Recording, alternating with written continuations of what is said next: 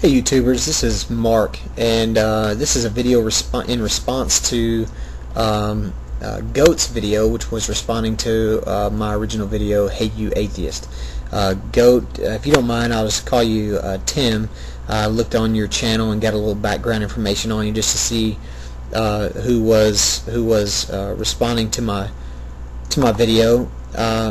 Actually, I'd like to start off by saying, Tim, thanks a lot for your presentation, for your response, for giving me an opportunity to dialogue back and forth with you.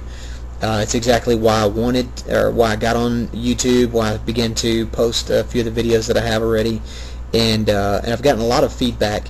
But your video especially was very cordial, well presented, logical, reasonable arguments, and so I'd like to attempt to tackle the one of two arguments basically that you presented on your video. The question that you presented was, why does the uncaused cause have to be anything other than the universe itself? In my original video, basically gave a argument, the cosmological argument for the existence of God, and along with a lot of other ramblings on my video.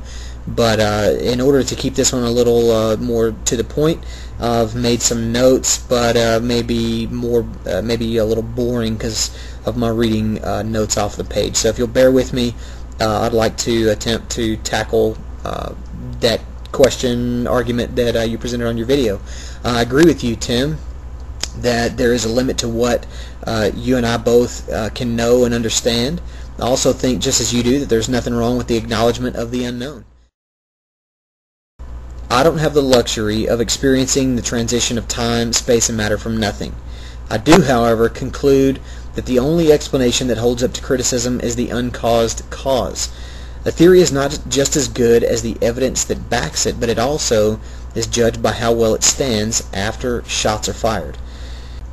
I'll first state my theory. Of course, it's not my own theory. I'm not the original presenter of this theory.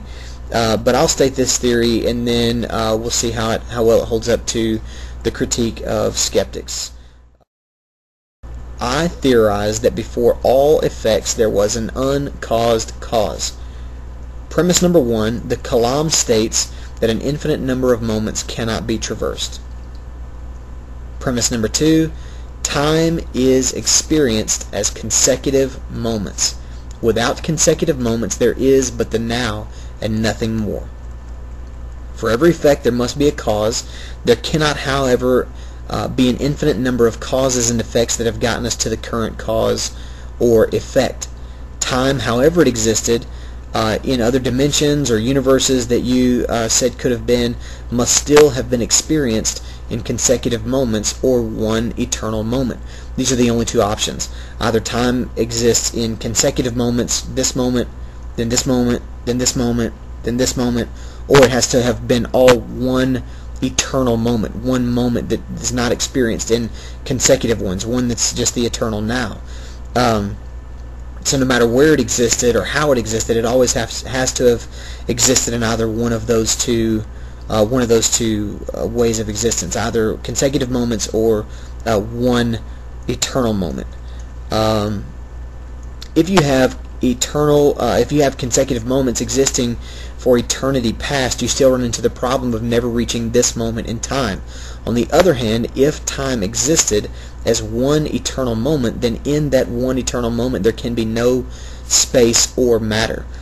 Time, space, and matter must exist, all three at the same point or not at all. If space existed, then how many consecutive moments would it take to get from this side of space to that side of space? If matter existed, then what space did it exist in, and how many consecutive moments would it take to go to the space that it did not exist in? So in other words, time, space, and matter, again, they all three have to exist at the same time, or they don't exist at all. Time is a tricky word there. The only deduction plausible is that one eternal moment existed without space and matter, and at some point in the past consecutive moments, space and matter, along with time, was brought into existence. there is then this incredible transition from nothing at all to all of time and space and matter. I conclude that an infinite uncaused cause is the only reasonable explanation. I also conclude that this uncaused cause must be above my full understanding, because this being is infinite without limitation of time, space, or matter. We can't have had an infinite number of moments before this one that's gotten us to the now.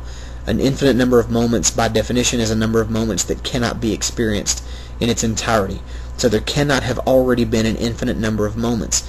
And if we can't have had time in eternity past, then space and matter cannot have existed in eternity past either. What we have to have, what there must have been, is some sort of a transition from the eternal now to time that exists now in consecutive moments. And in that eternal now, there can't have been space or matter either. So what we have to have is we have to have something that existed in the eternal now that doesn't have measurable space or matter, that doesn't exist in this place or that place, but it simply exists, and doesn't have any measurements by which we can measure it. So we have to have this thing that's existed outside of time, space, and matter for forever in the eternal now, that somehow brought time, space, and matter into existence.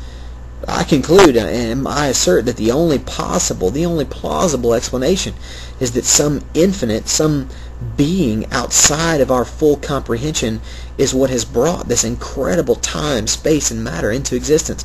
Not only this incredible time, space, and matter, but the order and the design, the laws of nature, the laws of science that we can experience, that we can explain how these laws affect nature, but we can't explain how they came into existence. We can't explain why they are what they are. We know how the law of gravity affects time, space, and matter. We know how it affects a rock falling from the top of a ceiling, the top of a building.